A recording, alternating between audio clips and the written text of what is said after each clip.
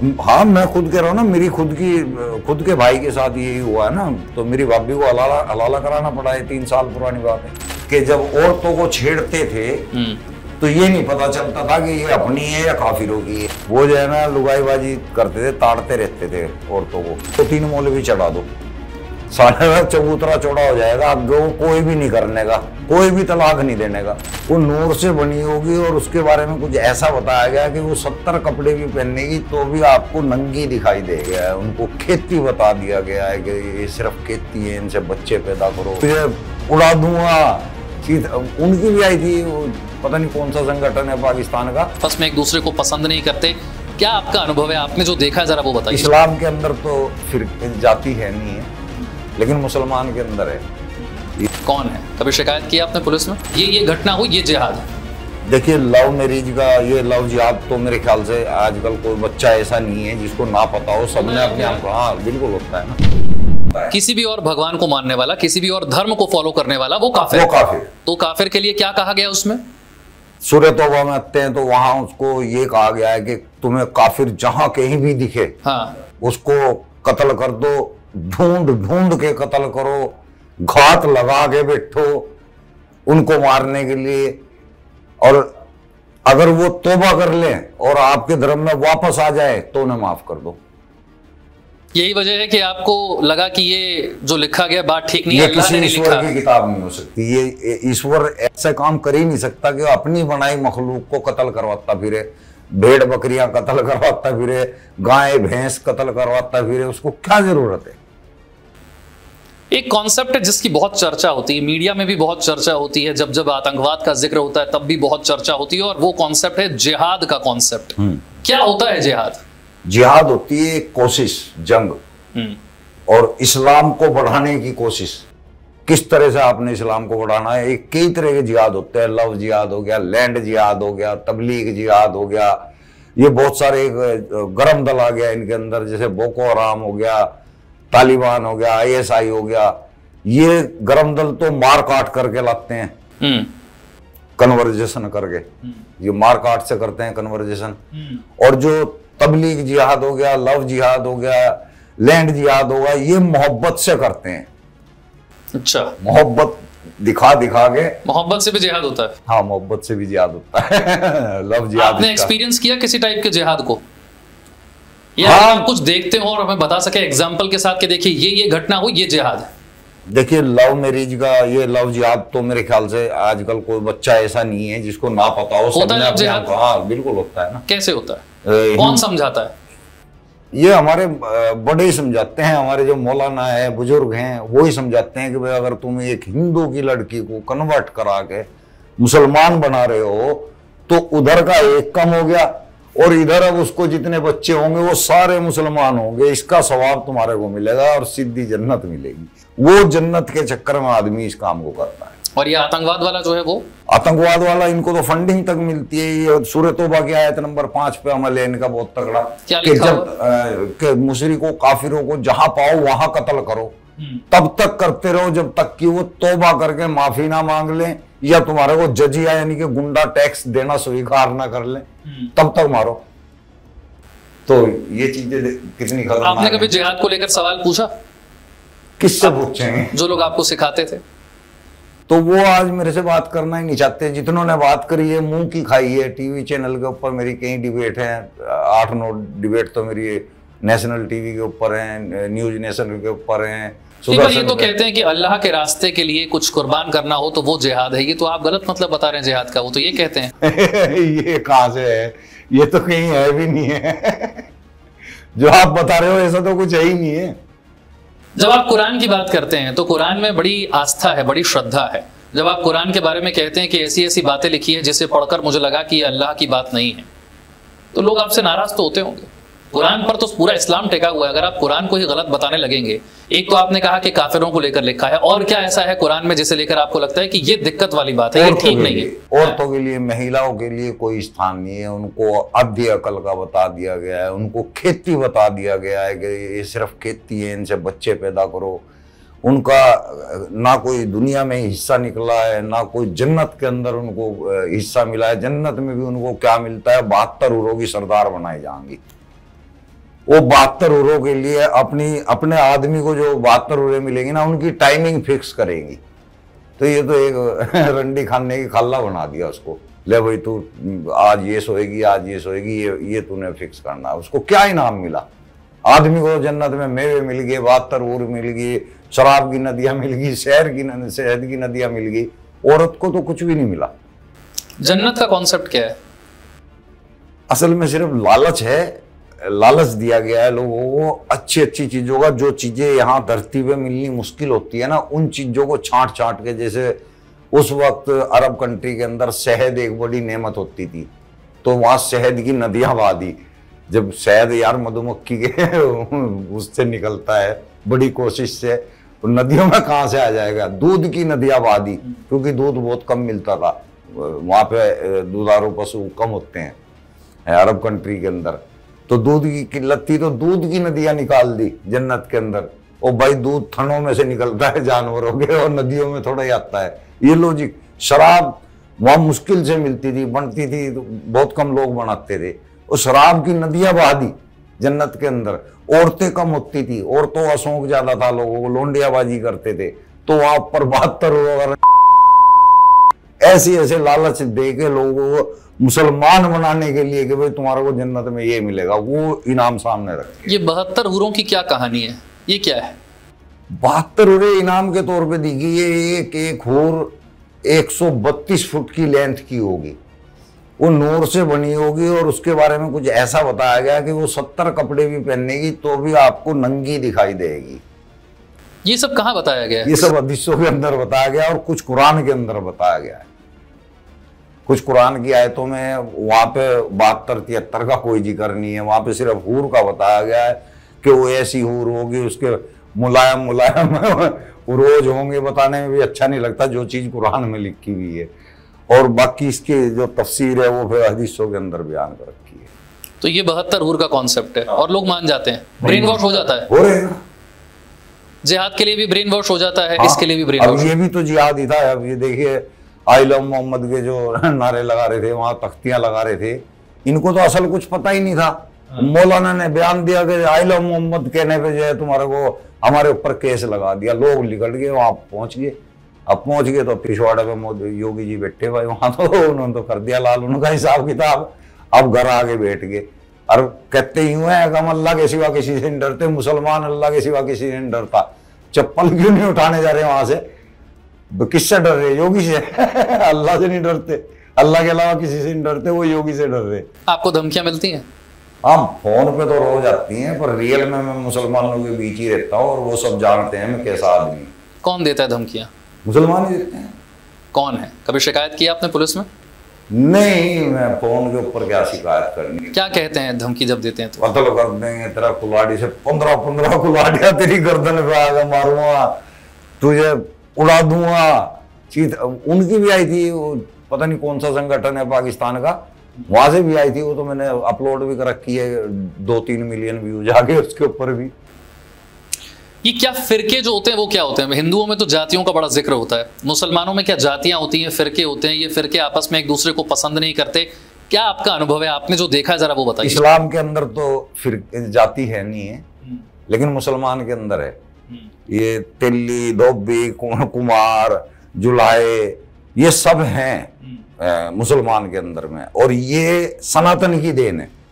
यानी कि मुसलमान जो कन्वर्ट हुआ था उसने अपना सब कुछ चेंज कर लिया, लेकिन अपनी जातियां याद रखी, और आज तक भी अपने नाम के आगे या अपने उसमें जाति लगाते हैं। जैसे कि गुज्जर हैं, हिंदू होते थे, वो कन्वर्ट हुए तो मुसलमान गुज्जर हो गए, मूले जाट बोलते हैं उनको। तो उन्होंने अपना गोत्र नहीं छोड़ा। तेली हैं, लुहार हैं, बड़ई हैं, धोबी हैं, मनिहार हैं, ये सब जात मुसलमानों के अंदर एज इट इज, क्योंकि वो हिंदू थे पहले। उन्होंने अपना सब कुछ बदल लिया, लेकिन वो जो उनका काम था वो आज तक अपने पीछे लगा रहे हैं, जाति अपने पीछे लगा रहे हैं। तो जातियां हैं, और इसमें भी छोटी बड़ी हैं। ये एक दूसरे को आपस में पसंद नहीं करते? नहीं, शेख, सैयद, पठान, ये लोग ऊंची जाति के हैं। बाकी तेली, धोबी, कुमार वगैरह वगैरह, मनिहारी, अंसारी, जुलाए, ये सब छोटी बिरादरियों में आते हैं, नीच बिरादरियों में आते हैं। तो इनके बीच में आपस में शादियां भी नहीं होती होंगी? नहीं होती। ये तो तिल्ली धोबी से नहीं करता, धोबी कुमार से नहीं करता, कुमार लुहार से नहीं करता, किसी से नहीं करते। इनकी मस्जिदों में भी जैसे बरेलवी जो है वो देवबंदी की मस्जिद में नहीं जाएगा, देवबंदी जो है अहले सुन्नत की में नहीं जाएगा, एक दूसरे की मस्जिदों में भी नहीं जाते। अगर चले जाते हैं तो मस्जिद को धो देते हैं कि फला बरेलवी आ गया था मस्जिद में, वो उसको धो देते हैं, फिर नापाक होगी मस्जिद। इतना है इनके अंदर तो भेदभाव। शादी से लेकर तलाक तक की जो प्रक्रिया है पूरी की पूरी, उसमें बहुत सारे सवाल उठते हैं। सबसे पहला सवाल तो शादी को लेकर है, शादी की उम्र को लेकर है। जब यूनिफॉर्म सिविल कोड की बात चली हमारे देश में कि समान नागरिक संहिता होनी चाहिए, कहा गया कि एक उम्र तय की जानी चाहिए लड़कों की लड़कियों की, उस उम्र के बाद ही आप शादी के लायक होंगे। लेकिन फिर कई मौलाना सामने आ जाते हैं और कहते हैं कि हमें तो पर्सनल लॉ का अधिकार मिला हुआ है इस देश में, हम बताएंगे कि हमारी बच्चियां किस उम्र में शादी करेंगी। ये उम्र को लेकर क्या प्रॉब्लम है? क्या 18 साल तक का वेट नहीं किया जा सकता है? नहीं, इस्लाम के अंदर लड़के की उम्र तब स्टार्ट हो जाती है जब खड़ा होने लगे, दिमाग में विचार लड़की की उम्र तब हो जाती है जब उसको हैज आने लग जाए। हैज का मतलब माहवारी, उसका उम्र से कोई वास्ता नहीं। अगर माहवारी 11 साल में आ रही है तो 11 साल में वो शादी के लायक होगी, अगर 13 साल में आ रही है तो 13 के लायक होगी। 18 साल का कोई कॉन्सेप्ट नहीं है इसके अंदर। और आज भी वैसी ही शादियां हो रही हैं, नाबालिगों की शादियां हो रही हैं, मैक्सिमम ऐसी हो रही है। जो पढ़े लिखे लोग हैं उनको छोड़ गए, जो पढ़े लिखे लोग हैं, सोसाइटी में उठते बैठते हैं, अच्छे एजुकेटेड लोग हैं, उनकी तो जो है 20, 21, 22 इस तरह करते हैं। जब वो इतनी छोटी उम्र में प्रेग्नेंट हो रही हैं, माँ बन रही हैं, उनको आने वाली दिक्कतों को देखकर भी क्या परिवार को ये बात नहीं समझ में आती है कि ये सही उम्र नहीं है? नहीं आती। वे तो ये सोचते हैं कि हम जिम्मेदारी से मुक्त हो गए, वे तो सोचते हैं और जल्दी कर दें। बहुत से तो ये कहते हैं कि लड़की जाते हैं जितनी जल्दी शादी कर दो इज्जत बची रह जाएगी, इसलिए करते हैं। पढ़ाई लिखाई में लड़कियों की दिलचस्पी कोई नहीं। अब आजकल की कौम में तो फर्क आने लगा, लेकिन जो गांव और छोटे शहर हैं या जो ज्यादा धार्मिक हैं इस्लामिक, उसमें वो तो अभी भी ऐसी ही। लड़कियों के लिए हिजाब और बुर्के को लेकर हमारे देश में बहुत बहस चलती है। परीक्षा होती है तो वहां पर भी हिजाब लगाकर कुछ लोग जाते हैं, और बहुत सारी ऐसी जगह हैं जहां पर हिजाब पहनने से मना किया गया, कहा गया कि आपकी आइडेंटिटी सामने आना ज़रूरी है, चाहे आप वोटिंग करने जाते हो, चाहे आप एग्ज़ाम देने जा रहे हैं, परीक्षा देने जा रहे हैं। हिजाब को लेकर इतनी सख्ती है या ये सख्ती बनाई गई है आजकल के मौलानाओं की तरफ से? नहीं, ये पहले से है। ये मोहम्मद ने बनाई थी, इसलिए बनाई थी कि जब औरतों को छेड़ते थे तो ये नहीं पता चलता था कि ये अपनी है या काफिरों की है, जब दूसरे धर्म की है। हाँ, तो हजरत उमर थे एक खुरापाती आदमी वो जो है ना लुगाईबाजी करते थे, ताड़ते रहते थे औरतों को। तो एक दिन अलमनासी खेत में जाती थी मोहम्मद साहब की सारी बीवियां सोच करने के लिए, तो हजरत अफसा जो है सोच करने के लिए जब गई तो उमर उसको ताड़ रहा था। तो अफसा ने भी देख लिया कि उमर मेरे को ताड़ रहा है, तो घर पे जाके शिकायत कर दी उमर ने कि भाई आपकी बीवी बिना पर्दे के वहां ऐसे बैठी हुई थी, हमें क्या पता कि आपकी बीवी है, अगर पर्दे में होती तो हम इसे छेड़ देना, पहचान हो जाती कि भाई ये घर की औरत है। उस वक्त मोहम्मद ने पर्दा जो है वाजिब किया। मोहम्मद ने नहीं, अल्लाह का नाम लेके एक आयत उतार दी थी, और वो जिले बाब का हुक्म है कि वो मुंह को ढक के जाया करें ताकि तुम्हारी पहचान हो सके कि तुम हमारे घरों की हो, तो तुम्हें लोग ना छेड़े। तुम इस्लाम फॉलो करती हो? हाँ, और बाकी दूसरे धर्म की महिलाएं तो उन्हें छेड़ो। इसीलिए तो पर्दा है कि भाई तुम्हारी पहचान हो जाएगी, तुम्हें कोई नहीं छेड़ेगा और दूसरी को कोई नहीं छोड़ेगा। 4 शादियां हो सकती हैं, इस बात का जिक्र कहाँ है? ये कुरान के अंदर है, और ये बोला गया है उस आयत के अंदर कि तुम 1-1, 2-2, 3-3, 4-4 शादियां कर सकते हो, बशर्ते कि तुम उनको निभा सको। अब निभाने का क्या मतलब होता है? आदमी एक को नहीं निभा सकता असल में, तो 4 को कैसे निभा लेगा? एक ही दवाई खाने पे मजबूर कर देती है। 30-35 साल की उम्र में हकीमों के पास बैठना शुरू कर देता मुसलमान दवाई लेने के लिए। 4-4 को कैसे संभालेगा? क्या आज के समय में भी ऐसे ही 4 शादियां हो रही हैं? आपके एक्सपीरियंस में आया? नहीं, सभी तो नहीं करते, लेकिन बहुत लोग करते हैं, क्योंकि ऑप्शन है हमारे पास, हम कर सकते हैं, इसलिए मुसलमान करते हैं। जिनके पास थोड़ा पैसा होता है कि भाई चलो इसको भी खर्चा दे देगा, उसको भी दे देगा, तो वो लोग कर लेते हैं, क्योंकि ये ऑप्शन इस्लाम के अंदर है, इजाजत है। तलाक को लेने के कई सारे तरीकों का जिक्र आया, जिनमें से एक ट्रिपल तलाक था, इंस्टेंट ट्रिपल तलाक, जिसे मोदी सरकार ने बंद करवा दिया। जेन्युइन वही है जो ट्रिपल तलाक है, उसी का हुक्म है कुरान की सूरह बकरा की आयत 229। उसमें यही तरीका दिया गया है कि भाई तुम 3 तलाक देना है, 1 तलाक के बाद 3 महीने की मोहलत होती है, और वो तीनों तलाक जब हो जाएंगी फिर आप अलग हो चुके हो, फिर आप दोबारा नहीं मिल सकते। और पहली बार जब तलाक कहा उसके बाद दूसरी बार कहने के बीच में 3 महीने का गैप होना चाहिए। हाँ। फिर दूसरी से तीसरी बार कहने में फिर 3 महीने का गैप होना चाहिए। हाँ। ये इंस्टेंट ट्रिपल तलाक कुछ नहीं होता, लेकिन ये हो रहा था। हाँ, ये करते हैं लोग, खुद हमारे घर में ऐसे ही हुआ। और जब आपने एक बार 3 बार तलाक कह दिया तो फिर पत्नी को घर छोड़कर जाना होगा? नहीं, पहली तलाक पे नहीं छोड़ सकते। नहीं, लेकिन जो इंस्टेंट कह रहे हैं, एक ही बार में कह दे रहे हैं तलाक। हाँ, तो वो गलत कर रहे हैं ना, वो इस्लाम से बाहर का काम लेकिन है। ये प्रैक्टिस हो रही थी। मौलाना करवाते हैं क्योंकि उनको खर्चा मिलता है बढ़िया, फिर हलाला करने का मौका मिल जाता है बढ़िया। मैं इसी बात पर आ रहा था, एक तो इंस्टेंट ट्रिपल तलाक है, उसके बाद हलाला का जिक्र आता है। क्या हलाला क्या है, उसको लेकर के लोगों के मन में बहुत सारे भ्रांतियां हैं, या यूं कहूं कि इसमें सच्चाई नहीं पता है। सच है क्या हलाला का? नहीं, सच कुरान के अंदर ही है। तलाक का तो 229 नंबर की आयत है सूरह बकरा की, और हलाला की 230 उसके अगली आयत, कि अगर तलाक होगी है और अब वो दोनों आदमी पछता रहे हैं कि हमने गलत करा तलाक लेके, अब हम वापस आना चाहते हैं इकट्ठे, तो उनके लिए अल्लाह ने शर्त रख दी कि पहले अब इस औरत को किसी और से शादी करनी होगी, वो इसके पूरे मजे लेगा, पूरे मजे लेके फिर तलाक देगा, तब आपके पास दोबारा से ये आ सकती है। और अक्सर ये काम करवाने वाले कौन होते हैं जो बीच में आते हैं शादी करने के लिए? ये अपने वैसे घर के आदमी से भी करा सकते हैं, लेकिन बाहर से इसलिए करा लेते हैं कि भाई थोड़ा शर्मिंदगी सी कम होती है, बाहर का आदमी कर गया तो मौलाना वगैरह जो होते हैं इनको हायर किया जाता है पैसे पे। क्या मौलानाओं को ये सब करना अलाउड है इस्लाम में? हाँ, ये अलाउड क्या, सवाब का काम है। तो सवाब यानी कि पुण्य का काम है। हाँ, कि भाई 2 आदमियों को मिलाने जा रहे हैं और रात को मजे मिल जाते हैं, अगले को 2-3 रात को मिल क्या जाते ये हैं। प्रैक्टिस अभी चल रही है आपके एक्सपीरियंस में आती है? आपने देखा इस चीज को कि ये सब समाज में हो रहा है? हाँ, मैं खुद कह रहा हूँ ना, मेरी खुद के भाई के साथ यही हुआ है ना, तो मेरी भाभी को हलाला कराना पड़ा है। 3 साल पुरानी बात है, 4-5 साल हो गए। और क्या उसके बिना वापस पत्नी और पति साथ नहीं हो सकते? नहीं आ सकते। अगर रहेंगे भी ना, समाज वाले नहीं रहने देंगे, समाज वाले ताना मारते रहेंगे, उनको शादी में नहीं बुलाएंगे, बायकॉट कर देंगे उनका। बहुत सारे लोग कहते हैं अब तो हम मॉडर्न हैं, हमारी सोच बदल गई है। वो मुसलमान है, वो कहते हैं हम तो कोई भी कुरीति को नहीं मानते। तो क्या आपको लगता है मानना पड़ता है? अगर नहीं मानेंगे तो समाज बायकॉट कर देता है। मजबूर है। हाँ, समाज बायकॉट कर। उन महिलाओं पर क्या बीतती है जिनके साथ ये होता है? उनकी मानसिक हालत को समझने की कभी किसी ने कोशिश नहीं की? करनी चाहिए।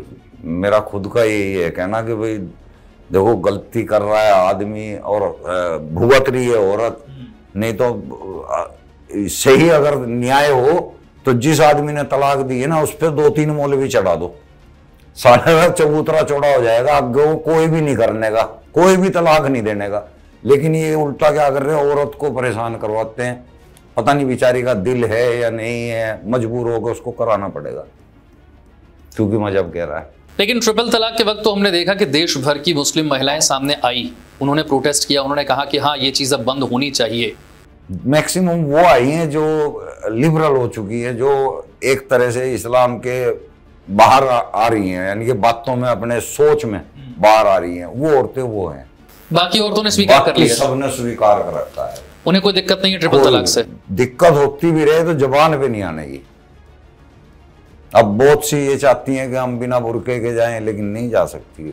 गली मोहल्ले वाले लोग उसे मतलब ताना दे के मार देंगे, हाय फलाने की वो तो यूं ही जा रही थी बिना बुरके के, बिना नकाब के, ऐसी बातें करेंगे। तो बहुत सारी मुस्लिम महिलाएं नौकरी करती हैं, अपना बिजनेस चला रही हैं, कई दुकानों पर बैठती हैं, बड़े बड़े पदों पर बैठी हुई हैं। क्या उनकी फैमिली से उनको रोका जाता है या उनको बढ़ावा दिया जाता है? क्या नहीं, उनकी फैमिली भी कुछ इसी टाइप की होती है। तो मैंने बताया ना, सभी तो एक जैसे नहीं है। हाँ। इस टाइप के जो बाहर काम करने वाले मुसलमान होते हैं, आप कभी उन पर गौर करना, ना तो वो नमाज पढ़ेंगे, ना वो रोजा रखेंगे, ना वो इस्लाम के किसी नियम को फॉलो करेंगे। जो इस टाइप के लोग होंगे, जिस टाइप के आप बता रहे, जो पिछड़े हुए लोग हैं ना, जो जितना गरीब है उतना इस्लामिक है, सीधी सी बात तो ये है, जितना आदमी गरीब है ना इतना पक्का मुसलमान है। मेरा अगला प्रश्न ये है कि शरिया को लेकर बहुत सारी चीजें उठती रहती हैं। शरिया को लेकर लोग कहते हैं कि शरिया फॉलो किया जाना चाहिए। शरिया क्या है? शरिया कुरान का निजाम। ये कुरान जो है जैसे हमारा संविधान है ना देश का, इसी तरह ये अरब कंट्री का संविधान है। पूरे देश को चलाना किस तरह से चलाना है उसी के बारे में ये सारी आयतें हैं। तभी तो बताया गया कि इनको मारो, इनको काटो, दुश्मनों के बारे में बताया गया है। शरिया कानून में तो सजा का भी जिक्र है, जैसे कि चोरी करने पर हाथ काट देने की सजा। हाँ, तो ये बहुत स्ट्रिक्ट है और ये सजा गलत है। मान लीजिए एक आदमी के तुमने हाथ काट दिए और बाद में कुछ ऐसे सबूत मिलते हैं कि नहीं यार ये तो गुनहगार था ही नहीं, तो क्या आप उसको हाथ जोड़ दोगे? जोड़ ही नहीं पाएंगे।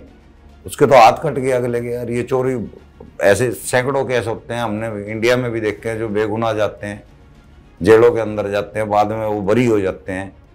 तो जिनके हाथ कट गए अगर वो बरी भी हो गए तो उनके हाथ तो कट ही गए। आप जहाँ रहते हैं क्या आपने अपने आसपास में उस समाज में कभी किसी को शरिया का जिक्र करते सुना? कोई चाहता है कि शरिया लागू हो या वो? हर कोई चाहता है कुरान का हर कोई, हर मुसलमान के दिल में ये है कि एक दिन पूरी दुनिया पे मुसलमानों का राज हो। मुसलमानों का राज हो का मतलब कुरान का राज हो। इसी से जुड़ती हुई एक मुसलमानों के राज से जुड़ती हुई एक चीज है गजवा-ए हिंद। हाँ, सुना होगा आपने इस कॉन्सेप्ट? हाँ, उसके जो हाँ, सिपाही सलार होते हैं या सिपाही होते हैं उनको गाजी बोला जाता है। हाँ, ये क्या है गजवा-ए हिंद का मतलब क्या है? गजवा-ए हिंद सुनन अन्नसाई की 31-75 हदीस है। मोहम्मद साहब ने बयान किया कि उनको इंडिया की तरफ से ठंडी ठंडी हवाएं आती थी, खुशबू आती थी, अच्छी आती थी। उनको यहाँ की हवाएं पसंद थी, तो उन्होंने हर जगह कब्जे किए, इंडिया पे कोशिश नहीं कर पाए। तो उन्होंने ऐलान किया कि मेरे 2 गुट होंगे। ये हदीस बता रहा हूं मैं आपको। मेरे 2 गुट होंगे। एक गुट तो वो होगा जो ईसा इब्ने मरियम के साथ होगा, यानी कि ईसाई, और दूसरा गुट वो होगा जो हिंदुस्तान के ऊपर गजवा करके वहां पे इस्लाम कायम करेगा। वो गाजी होगा और उसके लिए जन्नत में जगह सबसे पहले होगी। तो यहाँ का मुसलमान देशभक्त हो ही नहीं पाएगा, क्योंकि उसको तो जन्नत में जाना है, उसको तो गजवाए हिंद करना है। जो नहीं करेगा वो कौन नहीं करेगा? जिसको जन्नत चाहिए हर कोई करेगा। संविधान बड़ा है या कुरान बड़ी है? मुसलमान से पूछोगे तो कुरान, मेरे से पूछोगे तो संविधान। इस देश का संविधान और कानून एक तरफ और कुरान एक तरफ, तो पहले क्या चुनेंगे? सुनेगा सुनेगा, संविधान से उसका कोई वास्ता नहीं है। अच्छा, बहुत सारी चीजें हराम हैं क्या? म्यूजिक, फिल्में, हाँ, ये सब हराम है। हाँ, म्यूजिक, फिल्में। तो मौलाना तो सारे जाकर फिल्में भी देख रहे हैं और म्यूजिक भी सुन रहे हैं। हदीस 2225 में इसका जिक्र है। हाँ, और ये मौलाना वही है ना, ये मतलब बार बतावे मसले घर में पिट्टे तसले। ये लोगों को तो कुछ और बताते हैं, करते कुछ और हैं। खुद टीवी पे आगे बैठ बैठ के जो है बयानबाजी करते हैं। टीवी पे आना हराम नहीं है क्या? हराम है ना। तो कैसे आते हैं? कोई भी म्यूजिकल इंस्ट्रूमेंट होगा ना वो हराम है। तस्वीर खींचना या खिंचवाना वो हराम है। अब तस्वीरें आ रही हैं तो जब ये खुद कर रहे हैं तब हराम नहीं है? नहीं, जबकि इनसे बहस करने बैठो तो ये हाँ भी कर लेंगे कि हराम है, लेकिन फिर भी फोटो खिंचवाना हराम है। पासपोर्ट हर किसी के पास होगा, आधार कार्ड तो हर किसी के पास है। हथियारों का इस्तेमाल करना ये हराम है? नहीं, ये हराम मॉडर्न हथियारों का इस्तेमाल जिक्र ही नहीं है। उस टाइम थे नहीं मॉडर्न हथियार। बंदूकें चलाना उस टाइम थी नहीं। उस टाइम तो तलवार वाले थे, उन्हीं का जिक्र है। ऊंट थे, ऊंटों का जिक्र है। अच्छा, आपने बहुत बार देखा होगा कि अलग अलग जगहों से ऐसे वीडियो सामने आते हैं कि कोई खाना बना रहा था उसने उसमें थूक दिया, कोई फल बेच रहा था थूक दिया, जूस की दुकान पर था उसने थूक दिया। और बार बार जो है कुछ लोगों का आरोप होता है कि नहीं ये मुसलमान ही कर रहे हैं। मैं ये जानना चाहता हूँ कि ये थूकने का कॉन्सेप्ट क्या है? ये क्या थूक क्यों रहे हैं? एक उहद की जंग थी। उहद की जंग में मोहम्मद साहब के एक आदमी ने पत्थर मार के दांत तोड़ दिया उसका आगे का। अब उसका सामने का एक दांत गायब। अब उससे जब कोई मुसलमान आता था पानी पटवाने के लिए, तो अगला पानी पट गया उसमें फूंक मारता था ना, तो उसके थूक के छिट्टे जाते थे उसके अंदर। तो मुसलमान उस चीज को फॉलो करता है, सुन्नत को फॉलो करता है। वो सोचता है जिसमें थूक के छिट्टे जाएंगे वो पाक है। और दुनिया के लिए अगर हम किसी काफिर को वो देंगे तो उसका अंदर से ईमान भ्रष्ट होगा, वो इस्लाम की तरफ खींचेगा। इसलिए थूक उसमें पढ़ के थूकते हैं। कलमा पढ़ लिया, ये थूकने का कॉन्सेप्ट। हाँ, ये थूकने का कॉन्सेप्ट। तो ये चलता रहेगा, मतलब इसे रोका नहीं जा सकता। मुसलमान को ही रोकना पड़ेगा, कुरान को ही रोकना पड़ेगा। जब तक कुरान नहीं रुकनेगा तब तक ये चलता ही रहेगा। आपका कोई ऐसा एक्सपीरियंस बताइए जिस एक्सपीरियंस के बाद आपने सोचा हो कि बस अब बहुत हुआ, अब मैं सच्चाई बताऊंगा जो मैंने अनुभव की और अब ये दुनिया को जाननी चाहिए कि मैं क्यों इस रास्ते से पीछे हट रहा हूं। वो पहला एक्सपीरियंस क्या था आपका, जब आपको बड़े होते हुए या जब आपको इस्लाम की समझ आ रही थी तब आपने अनुभव किया कि अब बस बहुत हुआ, अब यहां से आगे मैं खुद सच जानूंगा और लोगों को भी बताऊंगा? देखिए, इसका पता तो मुझे जब मैं मौलवियत कर रहा था उस वक्त ही पता चल गया था कि कुरान जो है अल्लाह की किताब नहीं है। लेकिन ये मैंने लोगों को बताने का फैसला लिया। अम्बाला के अंदर में वक्फ बोर्ड की तरफ से मजार पे बैठा हुआ था। खिल्लन गांव का मजार है वो, अम्बाला के पास ही खिल्लन मालन गांव पड़ता है। मैं वहां बैठा था। वहां मेरे पास में मतलब इतना टूटे हुए लोग आते थे जो हर जगह धक्के खा चुके होते थे। ऐसे में एक औरत मेरे पास आई थी जो बहुत ज्यादा मजबूर थी। मुझे उसकी मजबूरी का पता नहीं था। मैंने उसको ठगा, 2 बार ठगा। आपने ठगा उससे? हाँ। कैसे? एक बार बकरी मांगी उससे, मगर बकरी का बच्चा चढ़ा तो बच्चा कोई चढ़ाता नहीं है, पैसे दे देते हैं। तो उसने मुझे 5500 रुपये दिए थे। दूसरी बार फिर आई, फिर मैंने उसको यही नुक्ता दिया, फिर मैंने ठग लिए उससे 5500 रुपये। फिर जब मुझे पता लगा ना कि वो औरत मतलब मेरी वजह से किसी के साथ संबंध बनाए, उससे पैसे लिए, बहुत गलत काम करके, तब उसने मेरे को पैसे दिए। और जब मुझे पता लगा कि ये बहुत गरीब है, इसका घरवाला इसको छोड़ के चला गया है, धोखा दे रहा है इसको, इसके सामने ही मतलब किसी और औरत के साथ अपनी कमाई सारी उधर लुटा रहा है, बड़ा दुख हुआ मुझे। मैंने उसके पैसे भी वापस करे और उसी दिन से मैंने मजार पे बैठ के जितने भी लोग आते थे उनको ये बताना शुरू कर दिया। मैंने कहा यहाँ कुछ नहीं है चिनाई पत्थर के अलावा, यहाँ जो भी करामात करता है वो मैं करता हूँ, बाबा करता है जो यहाँ बैठता है। क्या करामात होती थी? करामात तो कुछ भी नहीं होती। अब मान लीजिए जैसे बहुत से आ जाते थे कि बाबा जी बहुत दुखी हैं, कोई नंबर बता दो। अब शाम तक मान लीजिए 50 आदमी हमारे पास आए, अब उन्होंने 50 को अलग अलग नंबर बता दिए। नंबर बताने का मतलब क्या है? सट्टा। अच्छा, सट्टा। हाँ। अब उनको अलग अलग नंबर बता दिए। एक का तो लगना ही है, सबको अलग अलग बता रखे हैं। जिसका लगता था वही अगले दिन मिठाई ले गए हाजिर, और वो 100 को बताता था बाबा बड़ा करामाती है, बाबा ने एक ही बार बताया और मेरा लग गया। उसको क्या पता मैंने कितनों को बता रखा था, अलग अलग बता। आप किस मजार पर बैठा करते थे? खिल्लन मालन है, चाचा भतीजे की मजार है, मामा भांजे की, सॉरी। और कितने समय तक आप वहां बैठे? 3 साल लगभग। 3 साल तक वहां बैठे। और जब वहां मैंने खुद बैठते की भी बनाई अलग से 2 सेपरेट मजार, खुद भी तैयार की मैंने। वहां कुछ था ही नहीं, सिर्फ पेड़ था, खतरनाक सी चारों तरफ वो थी सिचुएशन। वहां मैंने फिर हरी पीली चद्दरें टांग टांग के पेड़ को और डेंजर बना दिया, और फिर नीचे अपना इस तरह करके बना के आगे सामने गल्ला रख दिया। वहां आने शुरू हो गए पैसे। यानी कि इस्लाम के नाम पर लोगों को मूर्ख बनाया जा रहा है। हाँ, हर जगह ऐसे ही है। जब ये 3 साल तक आप वहां बैठते थे तो और क्या ऐसे अनुभव हुए आपको? कुछ एक्सपीरियंसेस अपने 3-4 ऐसे शेयर कीजिए जिससे पता लगे लोगों को कि भाई क्या आपके साथ हुआ, आपने क्या क्या देखा। देखिए मैं जब मौलवियत में था कुछ दिन इमामत भी करी है मैंने।